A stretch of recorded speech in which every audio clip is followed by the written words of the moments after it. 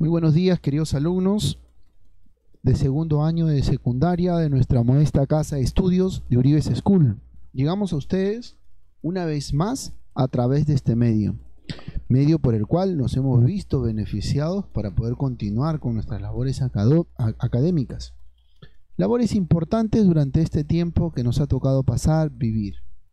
Siempre pidiendo las disculpas del caso, con toda variable que intervenga en la realización de nuestras clases a distancia. Queridos alumnos de segundo año de secundaria, estamos trayendo a ustedes y nos dirigimos, quien les habla el profesor de Historia Universal, Jesús Narro Vázquez, con un nuevo tema. Vamos a continuar hablando acerca de los orígenes de la Edad Moderna.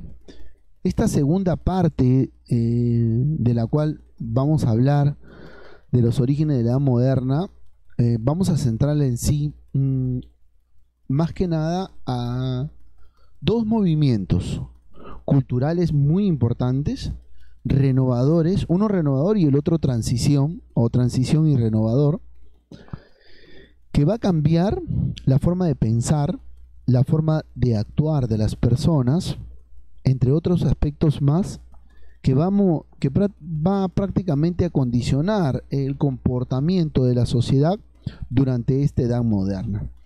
Y su propio nombre lo dice, la edad moderna, se va a modernizar la sociedad. Pero para poder modernizarse van a tener que cambiar la forma de pensar, cambiar la visión, ¿no?, que van a ir teniendo, la visión y la misión ambos.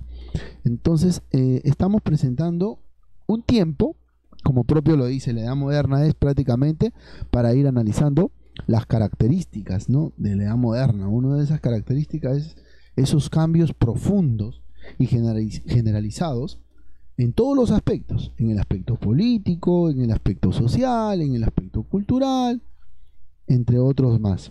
Entonces, durante estos cambios que se van a ir dando durante la edad moderna, van a surgir movimientos. No los movimientos que podamos realizar, no. Movimientos culturales. Estos movimientos culturales ideológicos de pensamientos van a ir cambiando el comportamiento de la sociedad. ¿Y por qué surgen estos movimientos? A raíz de X cosa, digamos, van a surgir estos movimientos. Entonces, quiere decir que durante la Edad Moderna la sociedad va a pasar algunos hechos que van a provocar el surgimiento de estos movimientos. Eso, el desarrollo de eso, vamos a analizarlo el día de hoy. Hoy vamos a analizar esos dos movimientos. Vamos a analizar dos movimientos importantes que se presentan durante la Edad Moderna, queridos alumnos de segundo año de secundaria. Estamos próximos a terminar el año académico. Ya falta poquito, así que vamos a concentrarnos y a poner nuestra parte en lo que queremos explicar el día de hoy. Una vez listos, teniendo su borrador, sus hojitas para que hagan sus anotaciones, ¿no? Y al término del video ya me imagino que se estará subiendo también su tarea asignada para este tema. Bien, empecemos, queridos alumnos. Decíamos hasta hace un momento que la Edad Moderna abarcaba una serie de cambios, ¿cierto?, que se presentaba del siglo XV, fin de la Edad Media, hasta el siglo XVIII. Prácticamente, señores, 3 siglos importantísimos que van a fijar las bases de la sociedad europea, que van a fijar las bases de la Europa de hoy. Imagínense, lo que hoy en día es Europa se encuentra fijado en este tiempo, el tiempo de la Edad Moderna. Estos cambios que se van a realizar durante estos 3 siglos van a ser culturales, artísticos, religiosos, políticos, como veíamos hablando la clase pasada. La clase pasada hablábamos también de estos cambios y de lo que originaría estos cambios en la sociedad. La sociedad va a cambiar, las monarquías se van a fijar, el tiempo de las monarquías van a surgir, las coronas, la corona portuguesa, entre otros más que veníamos hablando nosotros la clase pasada en vía Zoom.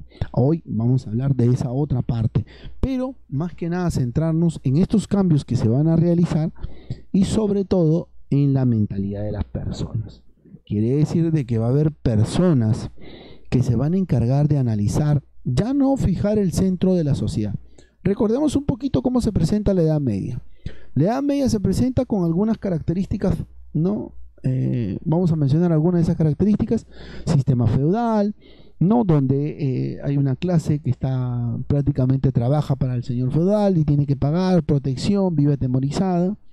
El centro de toda atención es Dios.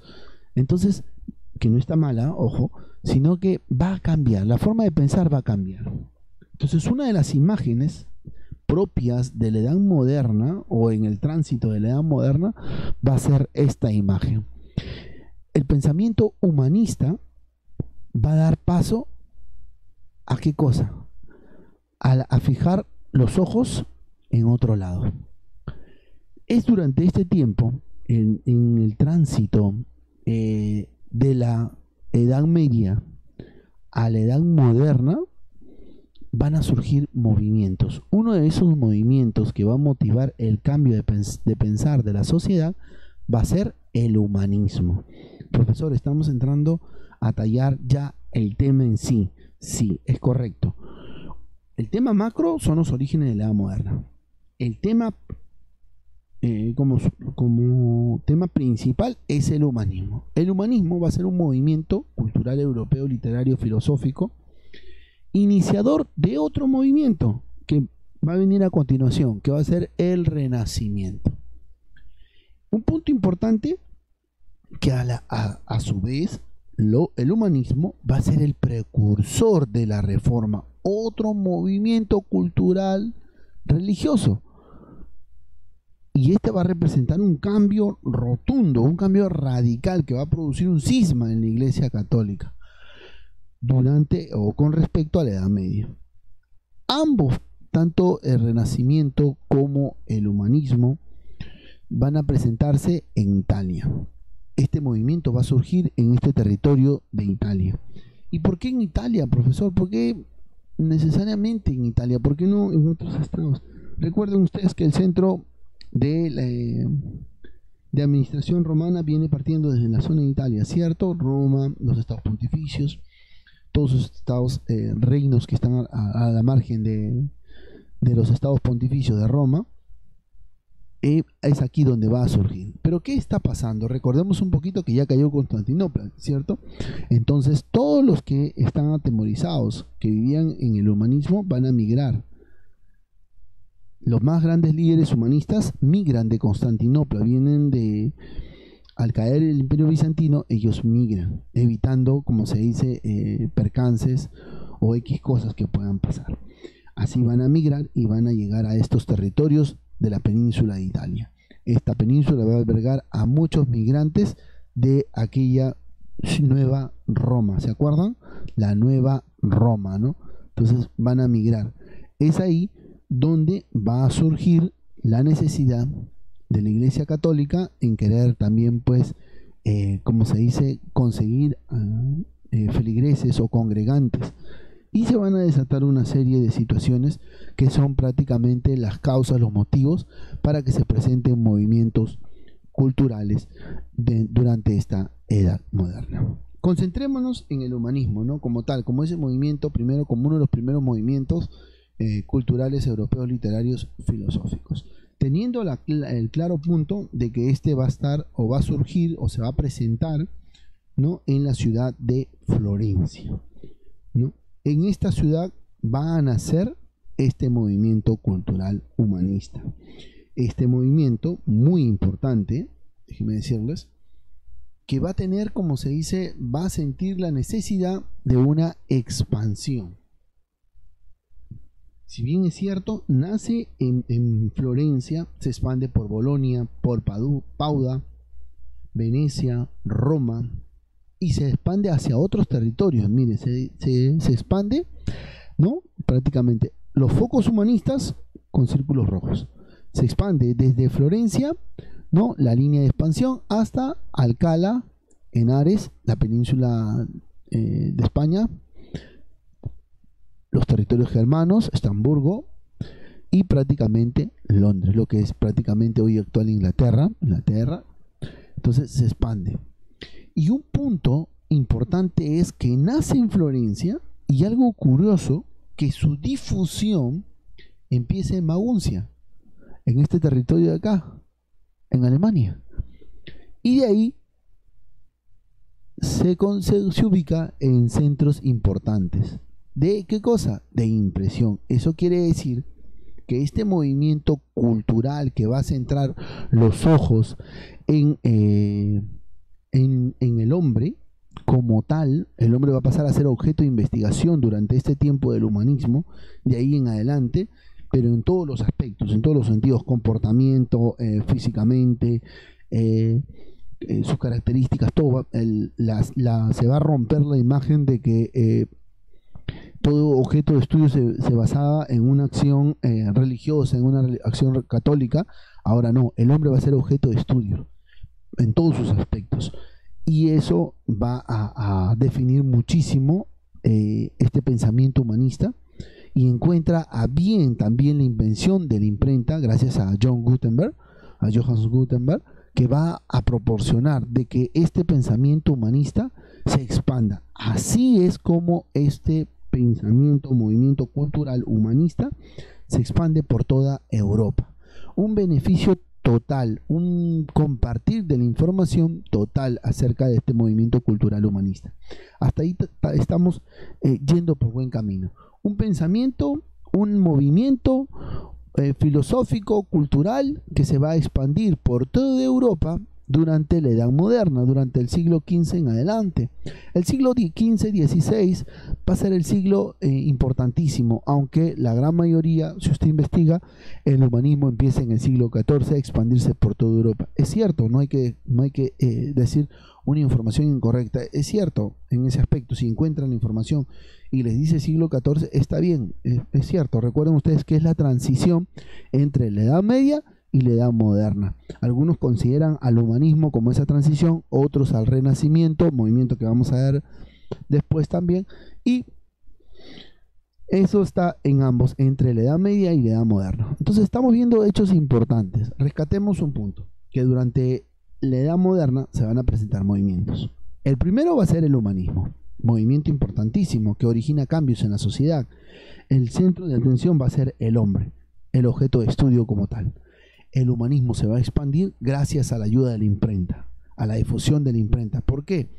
Porque si bien es cierto, se va a plasmar los libros del pensamiento humanista, ya no se va a hacer a mano, ya no va a haber una técnica especializada para poder elaborar libros, ya no va a haber un tiempo determinado para la producción del mismo, sino lo contrario, con la imprenta de John Gutenberg se van a acelerar las cosas.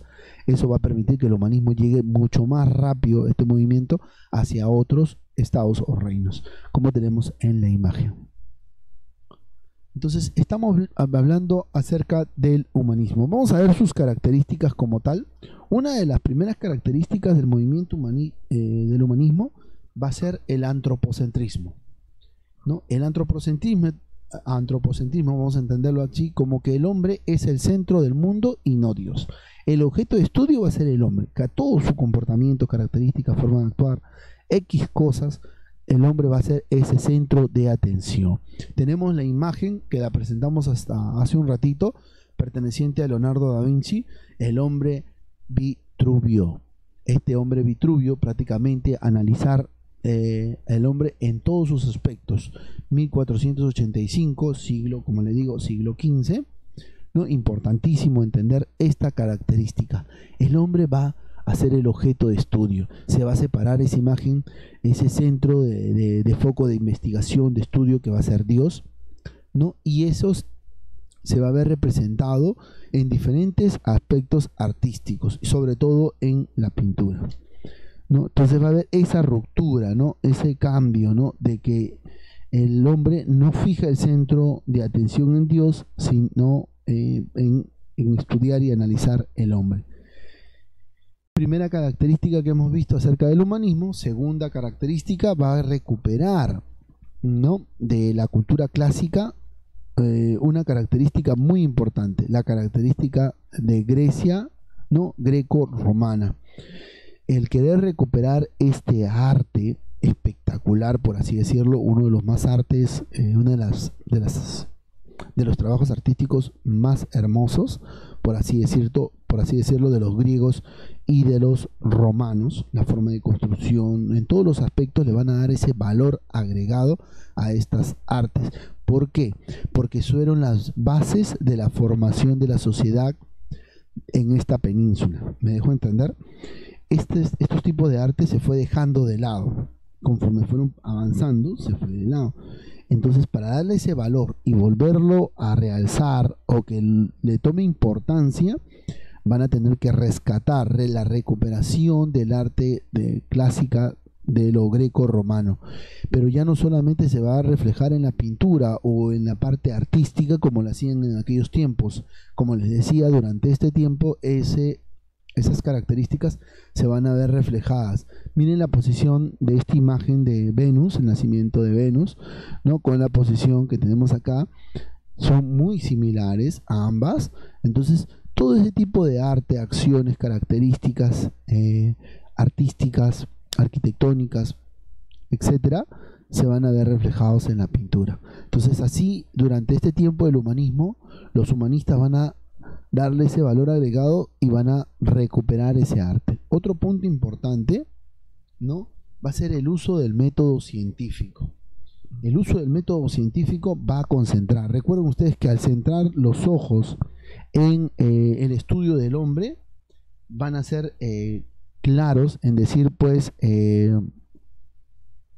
sí, concentrémonos en ese hombre y va a surgir el método científico.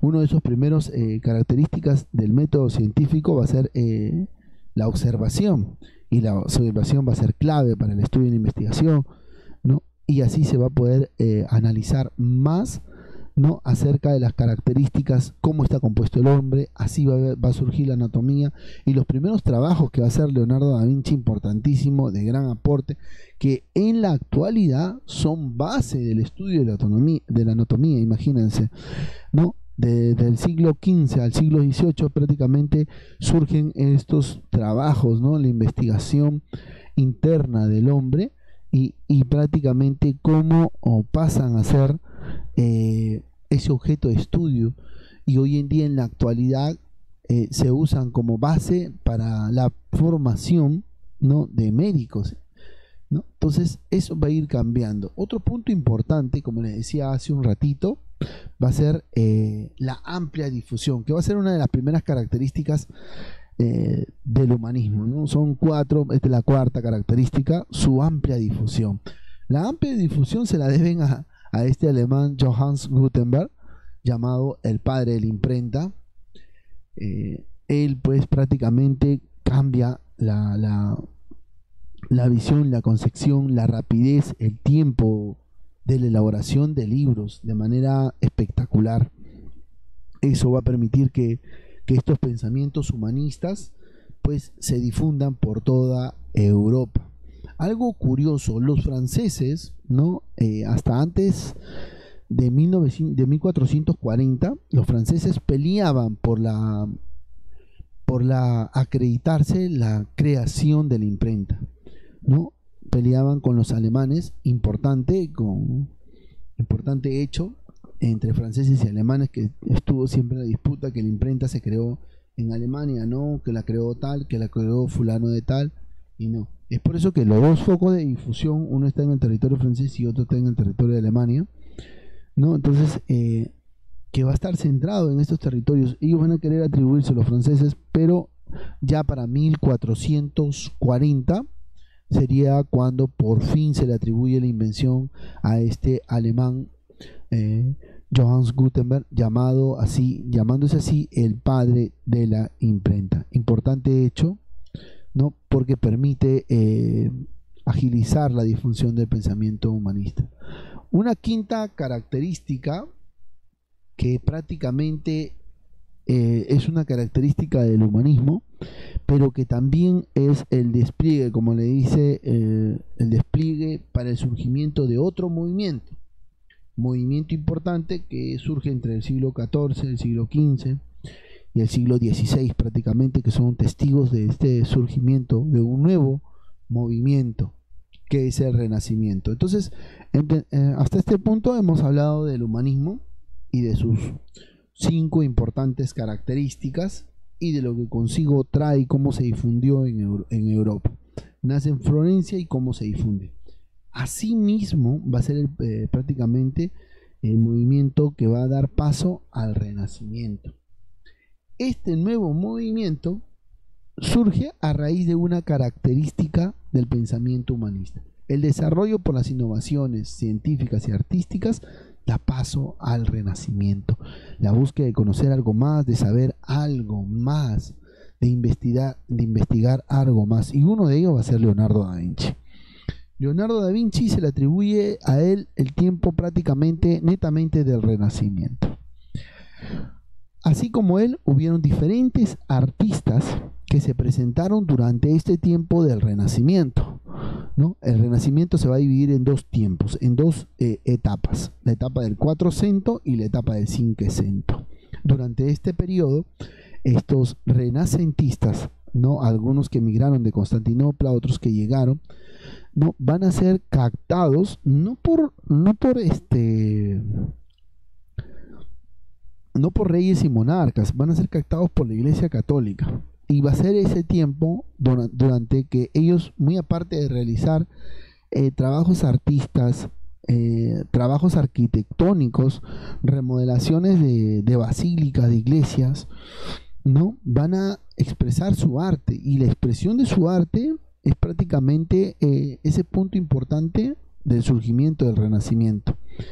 Entonces, durante todo este tiempo van a pasar estos hechos importantes que marcan pues esa brecha entre un tiempo y otro.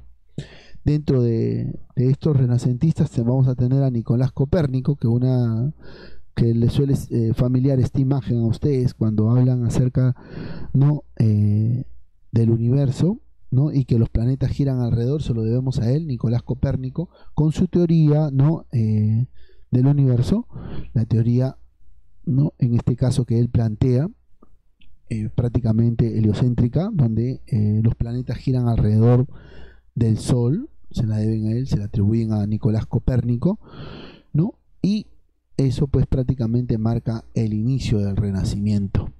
Entonces vamos a ver dos puntos claves importantes, ¿no?